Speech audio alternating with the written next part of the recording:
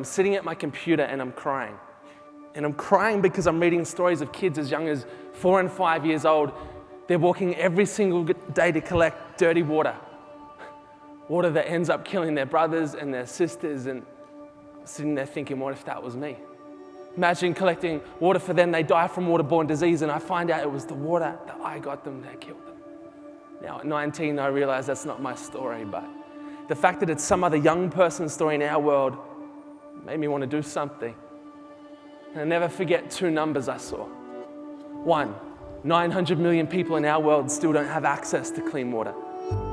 The second number, in 2008, we were spending $50 billion on bottled water. Today, it's $100 billion.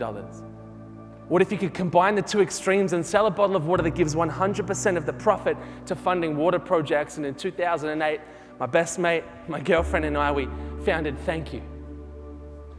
A bottle of water that gives 100% of the profit. And to be honest, we didn't know if you could call a brand or a product Thankyou.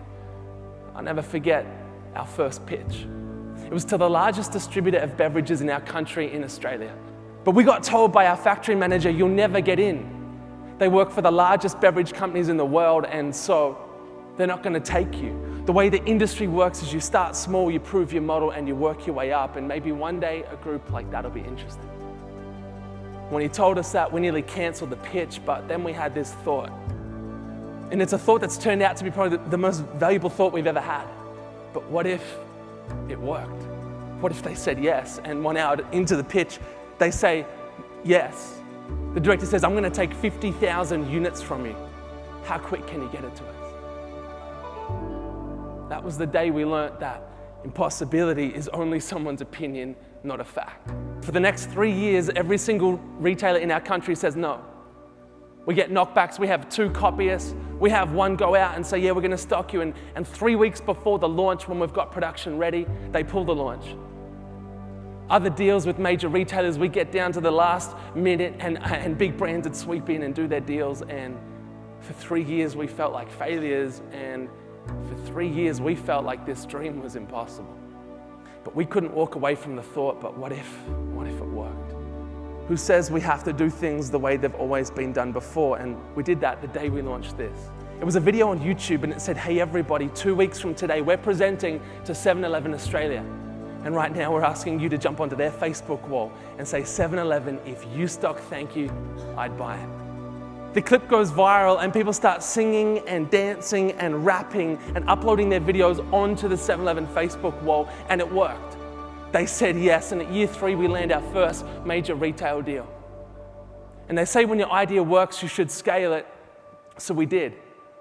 We spent the next 2 years developing a food range where all profit would fund food programs, and then a body care range where all profit would fund health and sanitation projects. We then develop a tracker system where every product has its own unique tracker code. You type it into our website and it will zoom into the GPS coordinates of the well or the filter you're funding. And it's at this point at year 5, people say to us, you're crazy, but not good crazy. You see, it's been 5 years and you can't get 1 bottle of water into any major grocery or supermarket store in Australia, and people were right. For 5 years, we couldn't get our 1 product into the 2 biggest supermarkets in our country, Coles and Woolworths. They have 70% market share. And it was put to us, if you can't get 1 product in, how are you going to get your 14 new products in? And all those who heard the idea said, that's not going to work. Our thinking was, but what if it did? And one day we launched a little video on YouTube. We called it the Coles and Woolworths campaign. Now, media were like, you can't do that. You can't put the 2 biggest supermarkets who hate each other in the same sentence. And I was like, well, Wesley, our graphic designer, he didn't find it too hard. He just sort of... Now, this clip goes viral and people are singing, they're dancing, they're rapping, and then we may have flown this from a helicopter. Said, hey, Coles, thank you for changing the world. In brackets, if you say yes, because we haven't met yet. And we flew over the city and around the head office for half an hour. To be fair, Woolworths got one too, but my favorite part of the day was Peter and Jeff, the pilots, because they flew for free. I reckon every one of us in this room, outside this room, we want to do something. We want to use what's in our hand, our time, our money, our business, our resource, a helicopter to help change the world, and we can. Because in industry record time, both supermarkets said yes. Product hits the shelf 1 month later, and what was 14 products is now 55 products on the market, including our new range of diapers, not nappies, that funds infant and maternal health projects. Of our 55 products, most are number 2. Some are ranked number 1 in the industry, outselling every global competitor. But my favorite number is this one. The 755,000 lives impacted currently in our projects in 17 countries.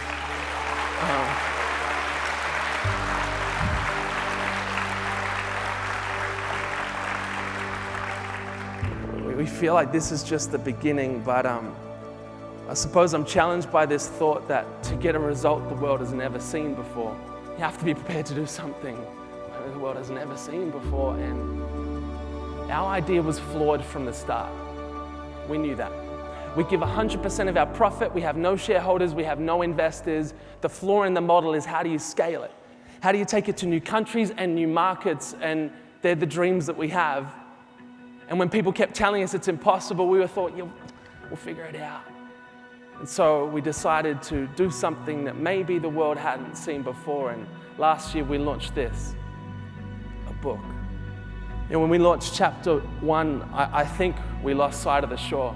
See, we launched the book in what appeared to be a misprint. It got printed the wrong way, but don't worry, we did our research. There was no bestseller, New York Times Australia, anywhere in the world written like this. It hit bestseller. We thought that's an opportunity. To make your ideas and dreams a reality, you've got to be willing to get out and stay out of your comfort zone. We are in chapter 2, and thank you. WORLDZ is in chapter 2. And I have no doubt that there will be people outside of this room who would look on ideas like this, and hey, maybe even this conference and say, yeah, a lot of excitement, don't know if it'll ever really work. But it takes courage to push past that. My all-time favorite quote is, courage is not the absence of fear, but the understanding that there is something more important than fear that exists. I suppose the critics will always look on and say, what if it doesn't work? And that's led us to ask, and I hope everyone in this room asks the same question. It's the most important question we can ever ask, and it's, but what if it does work? Because the answer to that is, as a community, we will go on to change hundreds of millions of lives, and our ideas will literally go on to shape the course of history if we have that courage to get out and stay out.